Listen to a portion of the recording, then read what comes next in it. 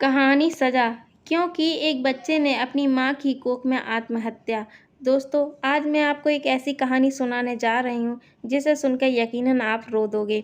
दोस्तों, एक बच्चा अपनी माँ की कोख में आत्महत्या कर लेता है और आत्महत्या करने से पहले वो अपनी प्यारी सी माँ के लिए एक चिट्ठी लिखता है।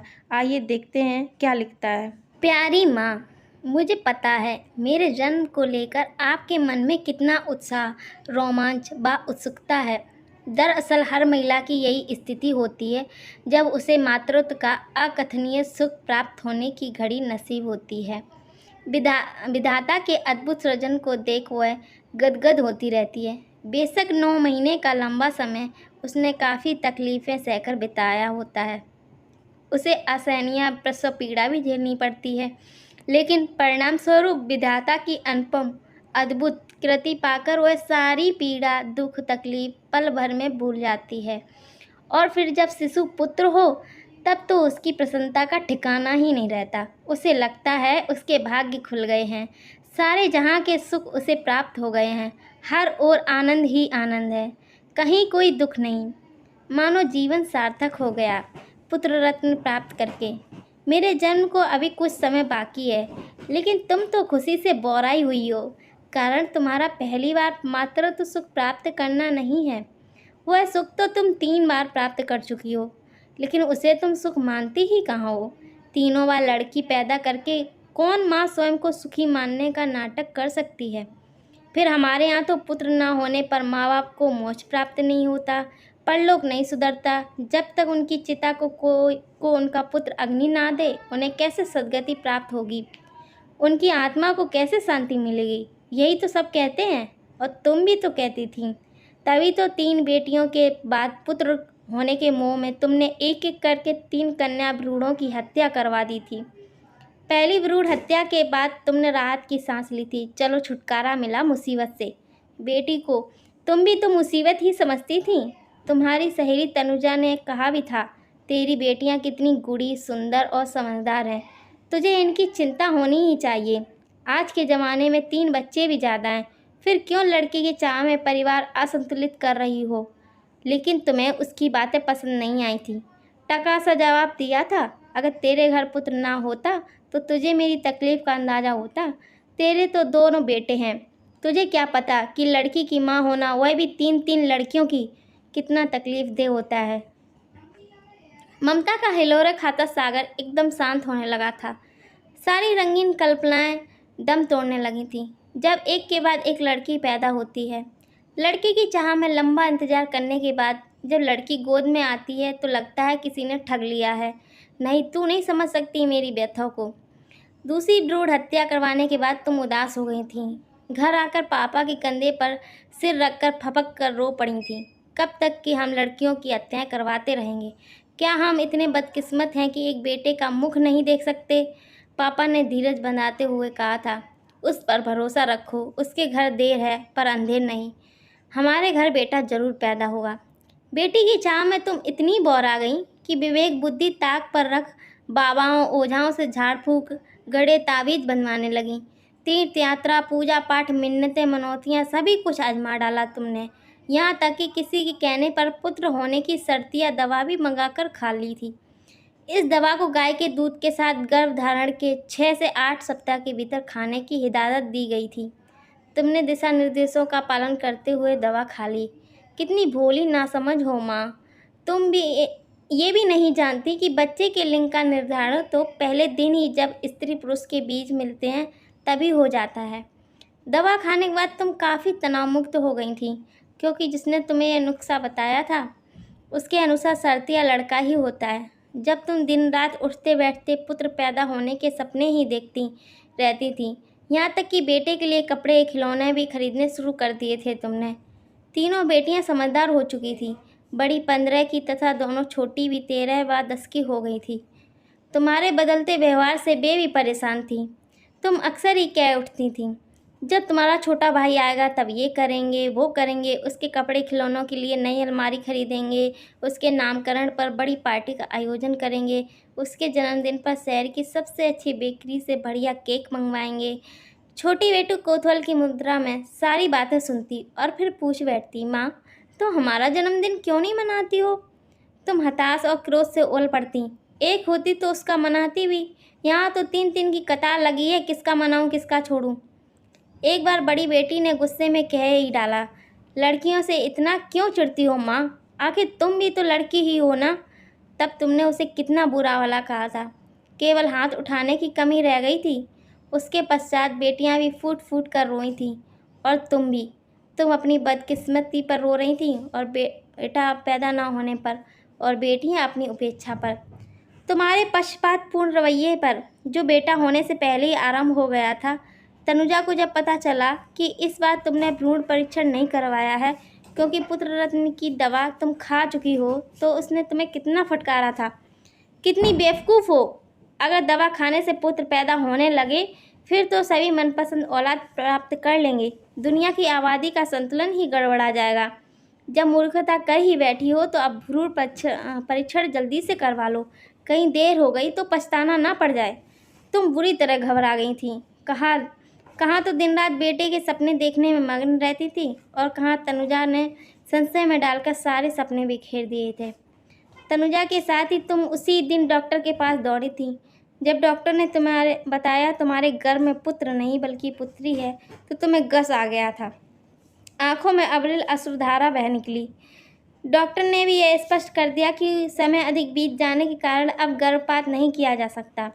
उस घड़ी तो तुम्हारी स्थिति इतनी दयनीय हो गई थी, जब डॉक्टर के पैरों पर गिरकर रोते हुए तुम गिड़गिड़ा रही थी, डॉक्टर साहब कुछ भी करिए, मुझे लड़की नहीं चाहिए। किसी भी कीमत पर मुझे इससे छुटकारा चाहिए।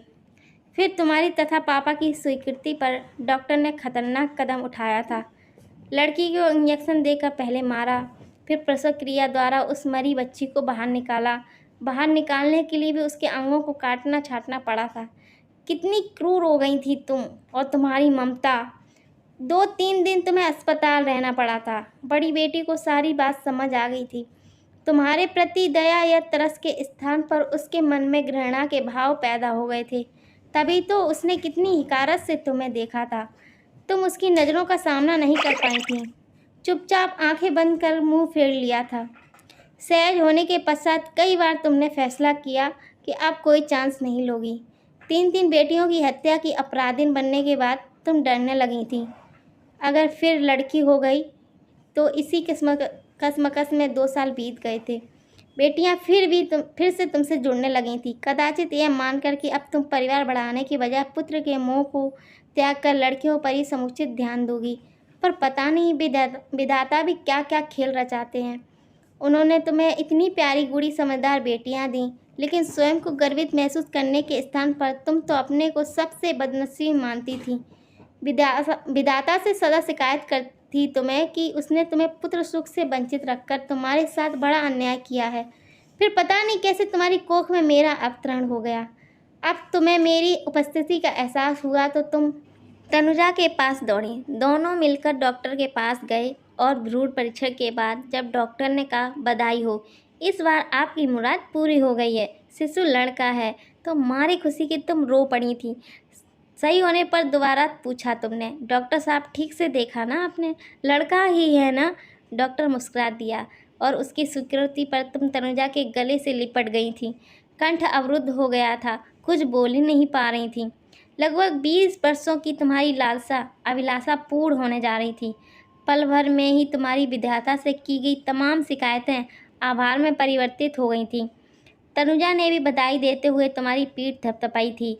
माँ, तुम्हारे संबंधियों रिश्तेदारों में ऐसे बेटों की कमी नहीं है जिन्होंने माँ बाप की बुढ़ापे की लाठी बनने के स्थान पर उन्हें वृद्धा आश्रम भेज दिया, उनकी संपत्ति जबरन हथिया ली, उन्हें दर दर की ठोकरें खाने को मजबूर किया, उनसे संबंध तोड़ लिए। एक के बेटे ने तो संपत्ति के लिए बाप की हत्या ही कर डाली। क्या तुम यह सब नहीं जानती? बहुत अच्छी तरह जानती थी, लेकिन तुम परंपराओं की परिपाटी से बाहर नहीं आना चाहती थी। लड़की के बिना वंश कैसे चलेगा, यही दलील थी ना तुम्हारी। अच्छा बताओ, पापा अपने दादा परदादा का नाम या उनके बारे में कुछ बता सकते हैं? नहीं ना? फिर किस वंश परंपरा को चलाने की तुम्हें चिंता लगी रहती है? अब कोख में मेरे आ जाने से तुम चिंता मुक्त हो गई। तुम्हारा वंश चलता रहेगा, तुम्हारे बुढ़ापे का सहारा आ जाएगा, तुम्हें मृत्यु के बाद सद्गति प्राप्त होगी, परलोक सुधर जाएगा, कोई तुम्हें निपुती नहीं कहेगा। खुशी से तुम बोरा रही हो, जैसे पहली बार मात्र सुख प्राप्त हो रहा हो। कुछ ऐसा ही तुम्हारा व्यवहार सोचे होते जा रहा था। कोख में लड़की न होने के कारण इस बार गर्भावस्था में परिवर्तन तुम जबरन महसूस कर रही हो। तुम्हारा जी मचलाना इस बार बहुत कम समय तक हुआ। खट्टा खाने की बजाय मीठा खाने की इच्छा होती है। चेहरे पर थकान, झाइयों के स्थान पर लावण्य आ गया है, रंग निखर गया है। पेट का उभार पहले की बजाय अधिक तेजी से हो रहा है। चाल में परिवर्तन आ गया है। ये सारे परिवर्तन केवल तुम ही महसूस कर रही हो, कहने वाला तो कोई नहीं है। लेकिन अंधविश्वासों, परंपराओं में जकड़ी अज्ञानी माँ यह नहीं जानती कि विज्ञान चाहे कितनी भी तरक्की कर ले, कभी कभी और कहीं कहीं वह भी गलत सिद्ध होता है। और मेरे बारे में तो डॉक्टर भी गच्चा खा गए। बहुत बड़ी भूल कर बैठे। तुम्हें बताया कि तुम्हारे गर्भ का शिशु लड़का है, लेकिन असलियत यह है कि मैं लड़का नहीं हूँ। मेरे जन्म के बाद खुशियाँ मनाने के बड़े बड़े ख्वाब तुमने देख डाले हैं, योजनाएं बना रखी हैं। मोहल्ले भर में लड्डू बंटवाए जाएंगे, बैंड बाजा बजेगा, पटाखे आतिशबाजी चलाए जाएंगे, घर में शुद्ध देसी घी के दिए जलाए जाएंगे। मगर तुम्हारी सारी योजनाएं धाराशायी हो जाएंगी, ख्वाब बिखर जाएंगे। जब जन्म के बाद तुम मुझे देखोगी, कभी कभी नियति भी ऐसी अनहोनी घटनाएं प्रस्तुत कर देती है जिसे देख मानना पड़ता है कि होनी बड़ी बलवान है। मुझे देखने के बाद तुम तो गस खाओगी ही। मोहल्ले बिरादरी के लोग के बीच भी हड़कंप सा मच जाएगा। मजमा लग जाएगा तुम्हारे घर मुझे देखने के लिए, और आनन फानन में तालियां पीटते गाने वालों की जामत पहुंच जाएगी। अपनी बिरादरी के बच्चे को ले जाने की उनकी कोशिश होगी और तुम्हारी हालत साफ छचुंदर सी होगी। शायद विधाता ने 3-3 लड़कियों की हत्या के तुम्हारे अपराध के दंड स्वरूप मुझ जैसे मानव को तुम्हारी कोख में डाल दिया। ऐसे मानव की उत्पत्ति के कारण का जवाब तो डॉक्टर के पास भी नहीं है, लेकिन उस अदृश्य शक्ति या होनी अथवा विधाता कह लें, आगे किसी की नहीं चलती। औलाद चाहे लड़का हो या लड़की, या बदकिस्मत से मेरी तरह, माँ के प्रति मोह प्यार तो उसे होता ही है। मैं भी यह सोचकर परेशान हूँ कि मेरे जन्म के बाद तुम पर जो दुख तनाव का पहाड़ टूटेगा, उससे तुम्हें कैसे निजात मिल सकती है। मेरे कारण लोग तुम पर फप्तियाँ कसें और तुम्हें शर्मसार होना पड़े, यह कैसे मुझे मंजूर होगा। तुम पापा और मेरी बहन लोगों के व्यंग्यवाण से कैसे बच सकते हो, मुझे यही चिंता सताए जा रही है। कल्पना में मुझे दिखाई दे रहा है, लोग मुझे देखकर हंस रहे हैं, तुम्हें पूछ रहे हैं, तुम्हारे घर लड़का पैदा हुआ है ना, यही है वो लड़का, ऐसा होता है लड़का, हा हा हा। पापा अपने भाग्य को कोस रहे हैं। पता नहीं किन पापों की सजा यह मिली है। बस माँ, अब मुझसे और नहीं देखा सोचा जा रहा है। पूरे परिवार को नरकीय जीवन की भट्टी में नहीं झोंका जा सकता। मैंने बहुत सोच समझ कर निर्णय लिया है। सभी को जिल्लत भरी ज़िंदगी से उबारने का एक ही रास्ता है, मेरे जन्म को रोकना। इसे तुम तो करोगी नहीं, क्योंकि तुम तो लड़के की गलतफहमी में पुलकित हो रही हो। अतः यह कार्य मैं खुद ही कर रहा हूँ। तुम्हारी कोख में मैं आत्महत्या कर रहा हूँ। अलविदा, तुम्हारा अभागा शिशु। तो दोस्तों, कैसी लगी आपको ये कहानी, कमेंट ज़रूर करें, और ऐसी ही कहानियाँ पढ़ने के लिए हमारे चैनल को सब्सक्राइब करें। Thanks for watching.